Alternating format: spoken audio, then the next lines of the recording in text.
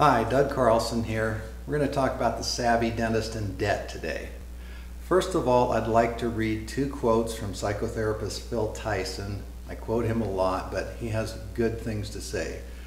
The first is a psychological principle he calls future discounting.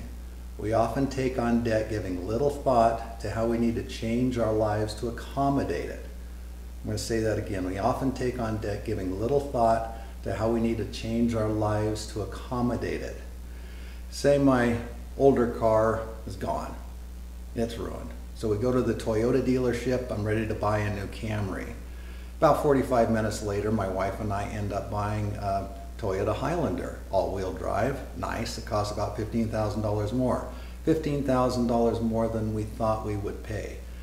How do we future discount that? Well, honey, I'm going to make more money next year anyway. And besides, this is a better car and it'll probably last longer.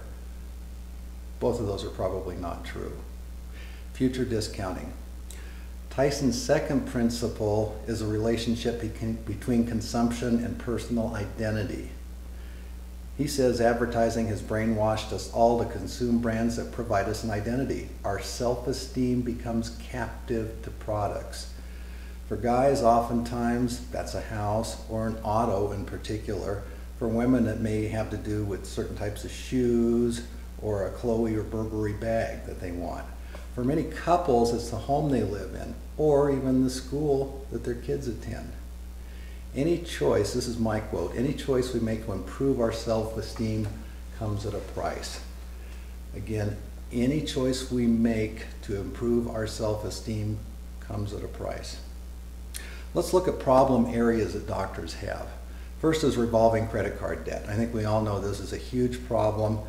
I've seen doctors with well over $100,000 in revolving credit card debt, and that eats up at least $15,000 just in interest charges per year for nothing.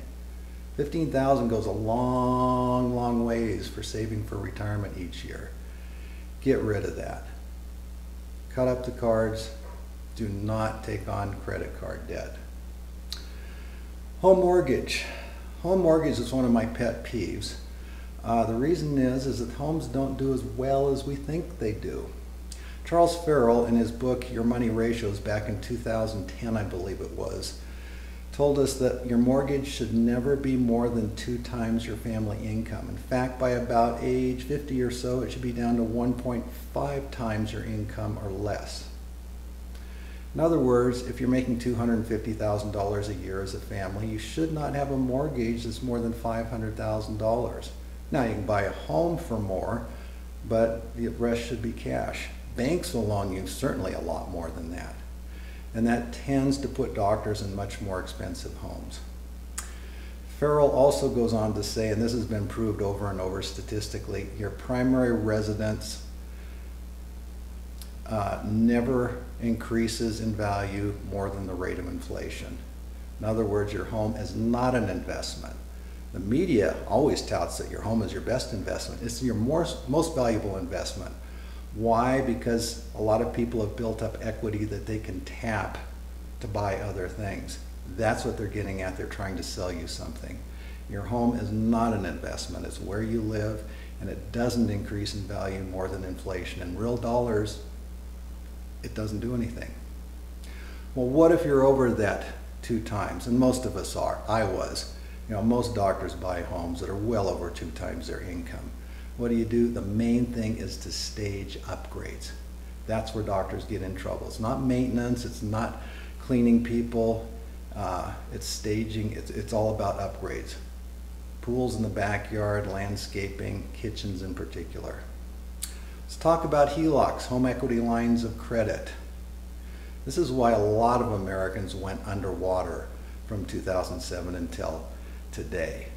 Mortgage interest is front-loaded. In the first year of payments for a new mortgage, about 95% of the amount that you're putting in goes to interest, very little to principal. After 10 years, a third of a 30-year loan, you've only paid down 20% of principal. So, add a kitchen or a pool after 10 years, and basically you're down to 0 on your equity again. Pay cash for upgrades, guys. put money in a money market fund and save for the new kitchen, for the new bathroom. Okay, let's talk about practice debt for a little bit. Practice debt is fine. You know, it improves your ability to have income, so I have no problem with that. What I do have a problem with, though, is a lot of dentists will take out a first loan on their practice. 10 years later, it's paid off. They're into usually their early 40s, maybe mid 40s. It's paid off. They've been paying $5,000 to $8,000 a month for that practice loan. What do? They put that $5,000 to $8,000 into a new trophy home, a really big home with much higher maintenance. They like to upgrade it. If it's a new home, they have to spend a lot of money on that new home just to get it up to snuff. That's a huge problem. The difference between the early retirees, the main difference between early retirees and us and normal dentists, is that the early retirees did not take out a loan on a new home after their practice loan was taken out. That's the biggest difference. In other words, they're in their early 40s, the practice loan is taken out or it's paid off, and they don't buy a new home. They stayed in that home.